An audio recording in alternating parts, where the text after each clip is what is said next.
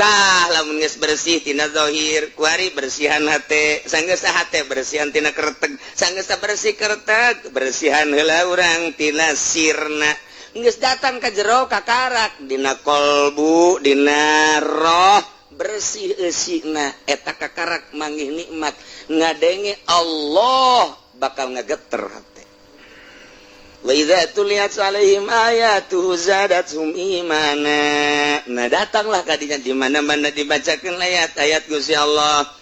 zadatuhum imana bakal tambah-tambah iman gereteg hate geuna muringkak bulu ngeunaheun makna datang kasir tidinya terus diolah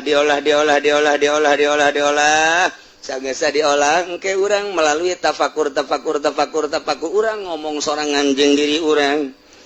ngan tafakurna kapan aya batas-batasanana naon kudu ditafakuran urang ge osok tafakur lain tafakur mah hayal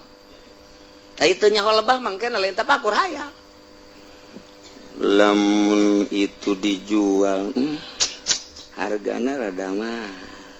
dibelikeun ka uji tanteu ke asana ka uji aya eueuh ngan sapeting teh urang tapakur atuh lain tapakur teu oblok nu kos kitu ngaranna hayal teh sia salirupan tapakur jeung hayal lewantak aya jurusan-jurusanana tapakur mah mengarah ka Allah bae muraqabah deuk mengarah ka Allah bae ahadiyatun gharabi terus jadi muraqabah ahadiyah, muraqabah Ahmad, muraqabah Muhammad, muraqabah Baitullah, muraqabah terus, di muraqabah terus, muraqabah kitu Ibrahim muraqabah terus, jelema-jelema nu ternama ulul azmi di muraqabahan ku urang teh supaya ner-neran awak urang. Ner-neran awak urang. Tah. Geus berubah urang pemikiran teh mengarah ke Allah. Numantak aya bahasa istighosah mah bahasa ahli thariqah. Istighosah teh bahasa ahli thariqah kuari digunakeun pake bahasa biasa salah